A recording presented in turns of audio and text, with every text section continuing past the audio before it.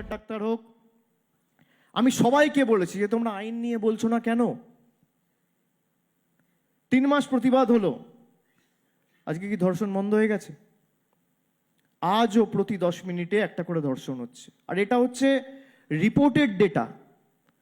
কত লোক রিপোর্টই করে না, সম্মান নষ্ট হবে, পরিবারের লোক জানতে পারবে, পাড়া প্রতিবেশীর লোকেরা জানতে পারবে, এগুলো তো ধ্রুব সত্য।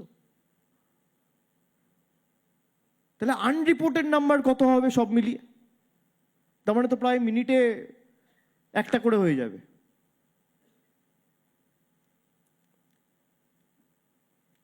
আমি আপনাদের বলবো যে আমাদের রাজ্য সরকার ইতিমধ্যেই ডাক্তারদের সেফটি, সিকিউরিটি এবং পরিকাঠামোগত উন্নয়ন, তার জন্য 100 কোটি টাকা রাজ্য সরকারের তরফ থেকে মুখ্যমন্ত্রী বরাদ্দ করেছেন এবং কাজ বিভিন্ন মেডিকেল কলেজ হাসপাতালে চলছে।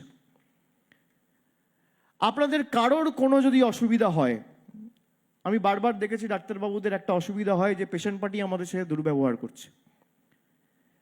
আমি আপনাদের অনুরোধ করব যে অনেক সময় আমরাও জনপ্রতিনিধি, আমাদের সাথেও দুর্ব্যবহার করে।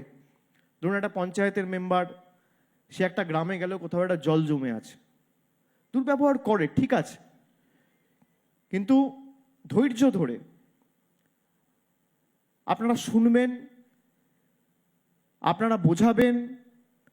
হ্যাঁ, তার মানে এই না যে কেউ এসে ভাঙচুর করবে বা আপনাদের উপর হাত তুলবে। আমি আপনাদের সাথে থাকবো, কথা দিলাম, চিন্তা করবেন না। আমি একটা নাম্বার আপনাদের দিচ্ছি। আমি যে স্পেশাল হেল্পলাইনটা চালাই ডায়মন্ড হারবারে, এক ডাকে অভিষেক, আমি এখানে আসার আগে আমি বলে এসছি যে আজকে যারা এই মিটিংয়ে বা অনুষ্ঠানে এসছেন, আপনারা যদি চান আমি একটা নাম্বার দিচ্ছি, নাম্বারটা লিখুন।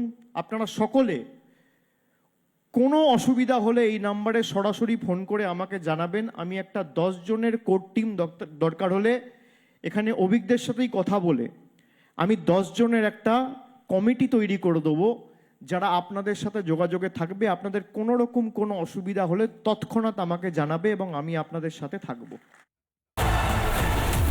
নানা ধরনের কন্টেন্ট দেখার জন্য লাইক করুন, শেয়ার করুন আমাদের ফেসবুক পেজ, সাবস্ক্রাইব করুন আমাদের ইউটিউব চ্যানেল। পাশাপাশি অন্যান্য ব্রেকিং নিউজের জন্য অবশ্যই চোখ রাখুন রিপাবলিক বাংলায়।